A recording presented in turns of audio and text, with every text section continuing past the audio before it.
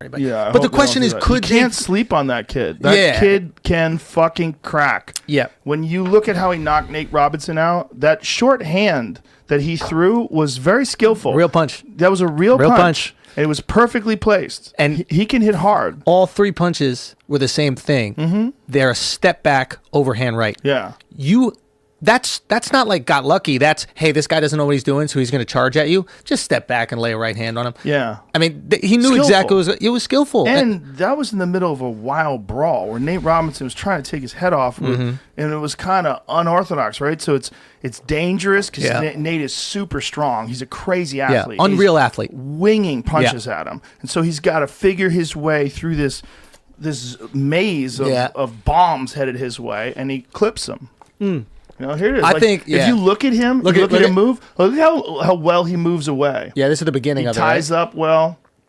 Boom. But he's good just at tying up and using defense. And Nate was fucking dangerous, man. Yep. And you saw him try to throw the right there. Yeah. Yeah. He's a skillful boxer, man. Yeah. He really is, like legitimately skillful. There it is.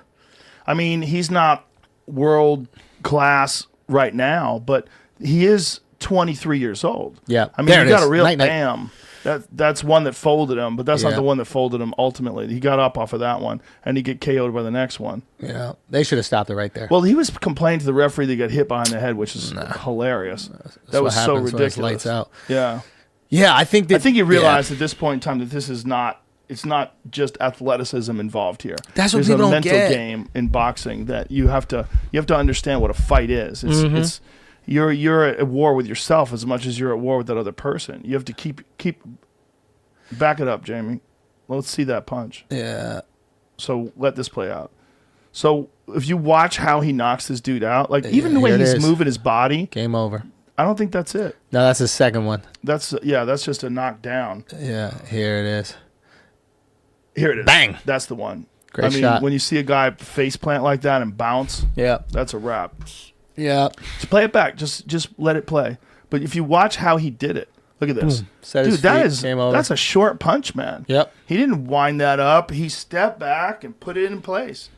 He's got skill. Yeah. And he's only 23. If he decides to dedicate himself to actually being a boxer and spends all of his time boxing and then talking shit and doing podcasts, you fucking never know, man. Yeah. He might go a long way. He obviously can perform under pressure. He obviously has legitimate power. Yeah. He's got legitimate skill. Yeah. And he's dedicated. Why not do it if you're Conor?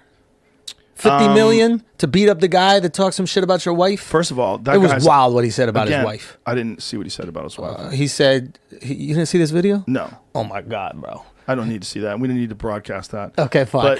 But everybody's seen it, by the way. He just called his wife a 4. Wow. Yeah, and he only follows one girl on Instagram, Conor's wife.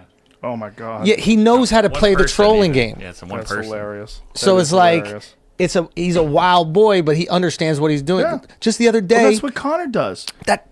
Talk about talking about people's wives. Conor did that to Jose Aldo. We talked shit, bro. Yeah, to everybody. Yeah, but like, it was just wild, man. And then recently, like the guy knows what he's doing. He was in L.A. and I think it was at Brendan Schaub's show, like this Dylan Dennis. He was like doing the food truck thing. Yeah. And I guess he has some beef with Jake Paul. Jake wants to fight him, so he pulls up on the back of a pickup truck with water balloons and wet toilet paper and starts chucking it at him while he's doing the interview. This is it. The guy knows how to be there. I don't know. Somebody's talking. How did he know he was going to be there? Somebody's talking. His brother did it a couple days before. Maybe they just sped mentioned away. it to him and told him where it was or something. But Dylan Dennis ran up to him and he sped away. Why didn't he get out and fight him? Yeah, that's what a lot of people are saying. That it's kind of soft. Like he came at you and all your people. Let me tell you something. Yeah. Dylan Dennis gets a hold of you. It's You're getting your arms broken. You're getting your neck strangled off. Yeah. As your a bad head's gonna motherfucker. get popped like a zit. He's gonna rip your knees apart. He's that good. Not a fucking chance in the world. Yeah. Really? Oh, if Dylan Dennis is a world class grappler, top of the food chain. Yeah. He's like, I mean, he's a guy who I'm pretty sure he went to a draw with Gordon Ryan, who is the elite of the elite. I see him in the maybe videos on YouTube Gordon a lot. beat him by decision by like 1 point or something like that. The subtlety of what's going on in this. Was this that 50 million? No, he just posted with this proof of funds got you curious, huh? Notorious MMA.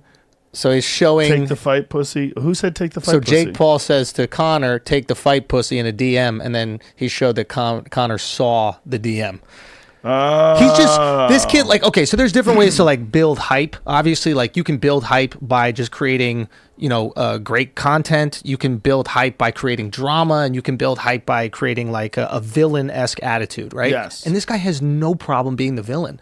If he likes to talk shit about Dylan Dennis, I think it would be hilarious if they had an MMA match. Well, I don't think he wants to do the MMA one, but he's trying to get Dylan to do the boxing one. But that's why he ran away from Dylan. Because if it's there's a no wrap boxing with Dylan, gloves, yeah. if Dylan grabs you, done. It's a whole different world, son. But could he beat him in a I don't know enough about Dylan, but could he beat him in a boxing match? He might be able to.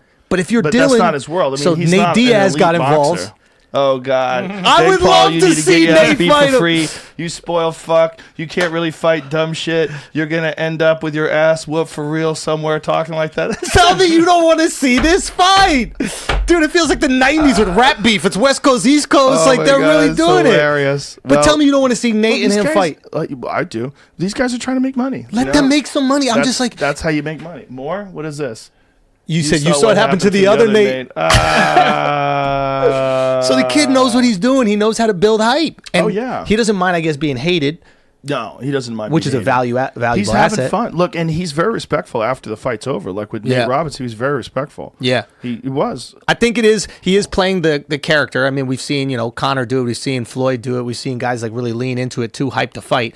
Who knows what happens after the fight, but you got to still keep on playing the character. And you can't deny that the motherfuckers that understand how to troll or garner interest are the guys who are going to make the most money. 100%. Like, you see the guy, I keep on telling Izzy, I'm like, bro, I mean, Darren Till's got to get some wins, but like a fight between you and Darren, the lead up on social media is going to be the most fun.